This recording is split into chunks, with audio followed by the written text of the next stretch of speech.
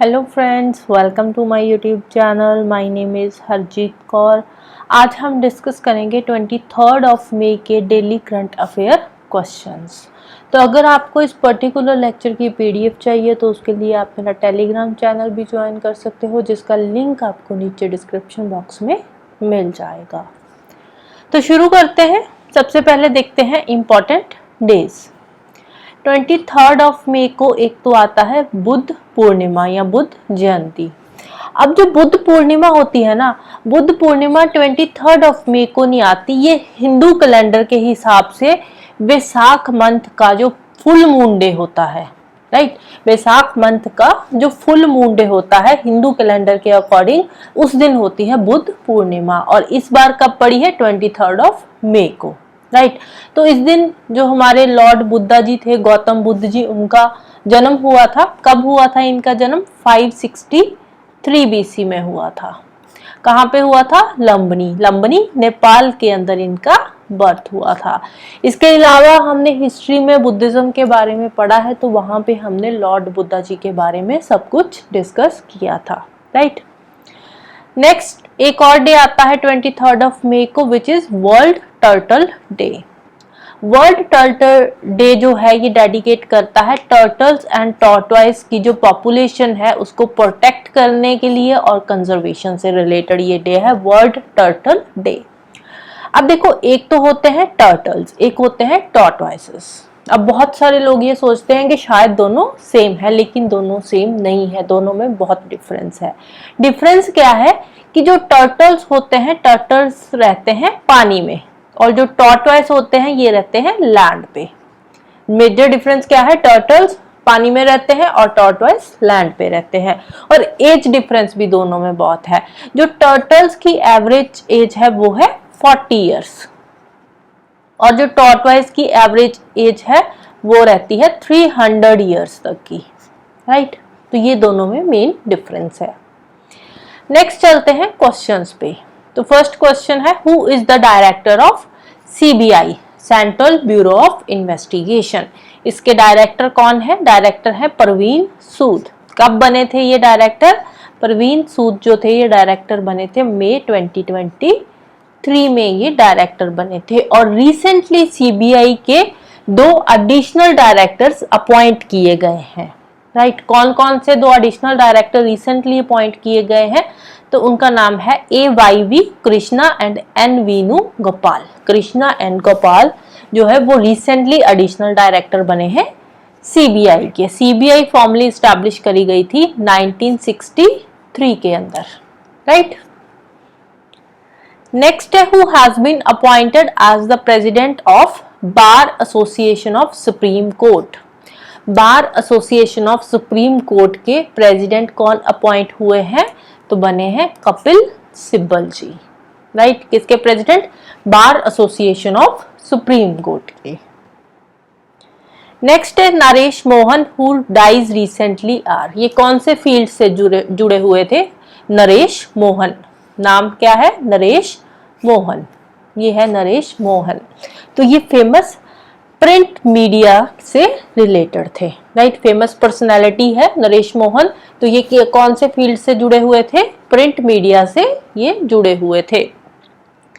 Indian newspaper society के ये president थे। इंडियन न्यूज़पेपर सोसाइटी के ये प्रेसिडेंट भी थे। तो रिसेंटली इनकी डेथ हो चुकी है। नेक्स्ट है, which of the following are true about Olympic games. Olympic games के रिगार्डिंग ये स्टेटमेंट्स है, तो इनमें से कौन सी सही है? फर्स्ट स्टेटमेंट है 2028 Olympic games held in loss Angeles. 2028 के अंदर जो ओलंपिक गेम्स होने जा रही है वो कहाँ पे होगी?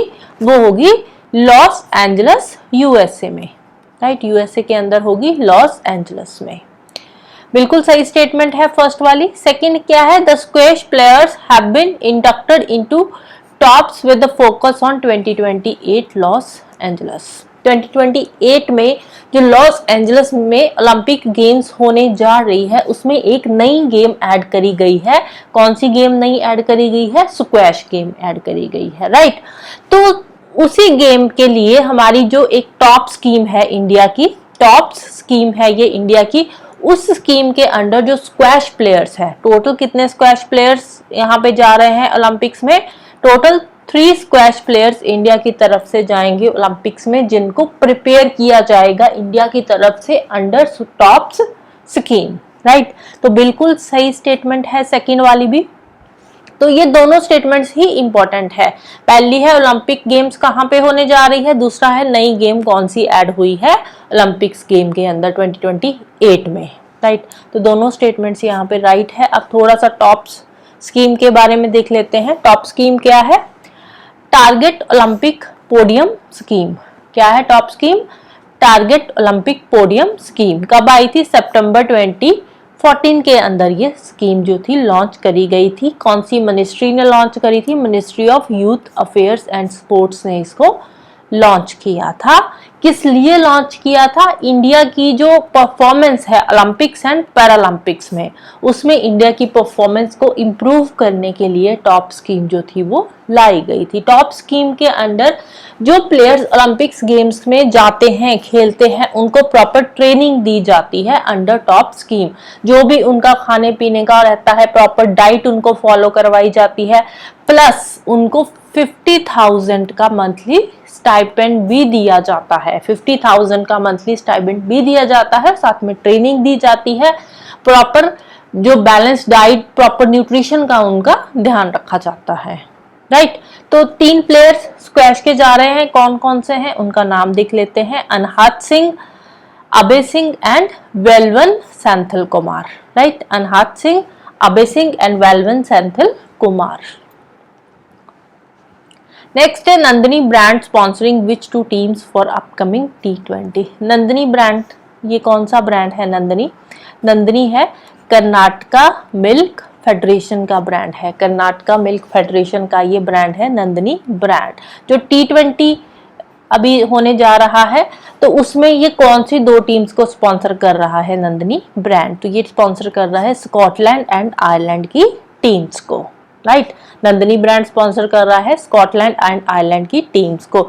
इसके अलावा अमूल जो है, अमूल कौन सी टीम्स को स्पॉन्सर कर रहा है? अमूल स्पॉन्सर कर रहा है साउथ अफ्रीका की टीम को, साउथ अफ्रीका की टीम को, यूएसए की टीम को और श्रीलंका की टीम को। ये 3 टीम्स को स्पॉन्सर कर रहा है अमूल, और नंदिनी ब्रांड स्पॉन्सर कर रहा है स्कॉटलैंड एंड आयरलैंड की टीम को। नेक्स्ट है where is African clean cooking summit held. अब अफ्रीका में क्या होता है? अफ्रीका में ज्यादातर जो कुकिंग करी जाती है वो लकड़ी को जलाया जाता है या फिर चारकोल को जलाया जाता है, जिससे कुकिंग करी जाती है। 1 बिलियन से ज्यादा जो लोग हैं वो यूज करते हैं लकड़ी या फिर चारकोल। अब उससे क्या होता है? उससे पोल्यूशन बहुत ज्यादा होता है, इन्वायरमेंट हमारा पोल्यूट होता है। तो क्लीन कुकिंग को प्रमोट करने के लिए अफ्रीका के अंदर ये समिट जो है, अफ्रीकन क्लीन कुकिंग समिट, ये रिसेंटली करवाई गई है। कहाँ पे करवाई गई है? पेरिस में। जो चूल्हे में हम खाना बनाते हैं, इंडिया में भी हम यूज करते हैं, तो अफ्रीका में मोस्टली जो लोग हैं वो क्या यूज करते हैं? वुड या चारकोल यूज करते हैं कुकिंग के लिए। तो इसीलिए अफ्रीकन क्लीन कुकिंग समिट करवाई गई है। कहाँ पे हुई है? पेरिस में हुई है, राइट। नेक्स्ट है which feminist European novel is recognized by UNESCO as a part of memory of world register. Feminist utopian novel क्या है? इस नॉवल में बताया गया है कि अगर फीमेल ना होती तो वर्ल्ड कैसा होता, राइट।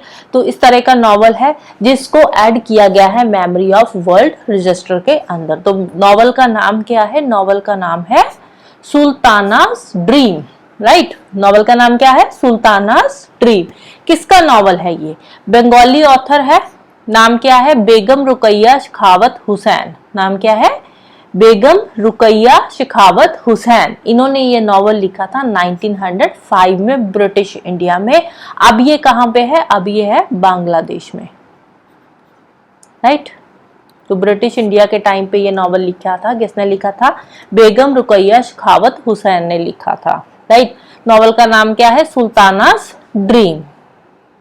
इसके अलावा 3 और रचनाएं हैं जो ऐड करी गई है मेमोरी ऑफ वर्ल्ड रजिस्टर के अंदर। वो कौन कौन सी है? एक है रामचरितमानस, पंचतंत्र एंड शरदलोक लोकन।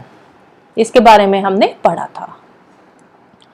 नेक्स्ट है Miss Pink trans beauty pageant is held in which country. Miss Pink trans beauty pageant, इसमें क्या होता है, जो ट्रांसजेंडर्स होते हैं वो पार्टिसिपेट करते हैं और उनमें से मिस पिंक 2024 जो है वो अभी सिलेक्ट करी गई है। तो कौन सी कंट्री में ये हुआ है मिस पिंक ट्रांस ब्यूटी पेंजेंट, ये हुआ है नेपाल के अंदर। तो इसमें नेपाल के अंदर जो मिस पिंक बनी है, मिस पिंक ट्रांस ब्यूटी पेंजेंट का जिसने खिताब जीता है 2024 का, उसका नाम है Anmol Rai, right.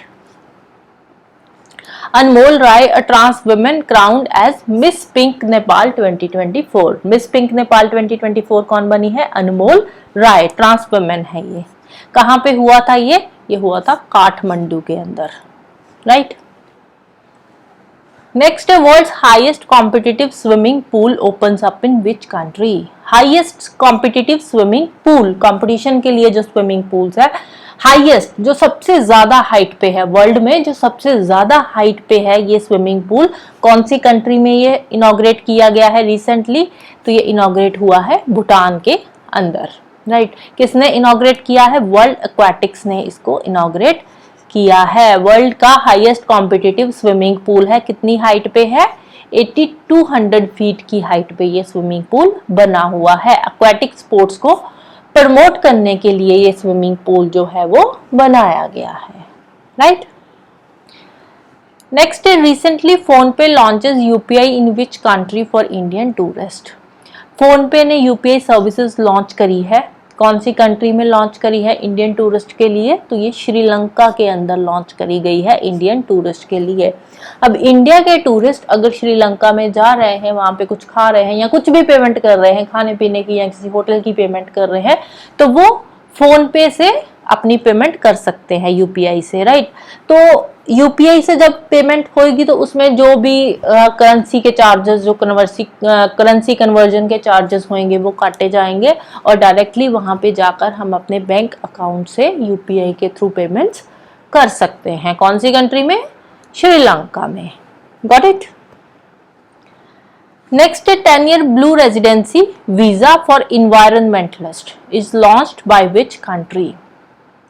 Blue residency visa environmentalist को दे रही है 10 साल का, राइट। इन्वायरमेंटलिस्ट मतलब जो इन्वायरमेंट के फील्ड से जुड़े हुए हैं, इन्वायरमेंट को अच्छा बनाने के लिए, क्लीन करने के लिए जो अपना कंट्रीब्यूशन दे रहे हैं, तो उनको ये ब्लू रेजिडेंसी वीजा दिया जाएगा। कौन सी कंट्री दे रही है, तो कंट्री का नाम है यूएई, यूनाइटेड अरब एमिरेट्स।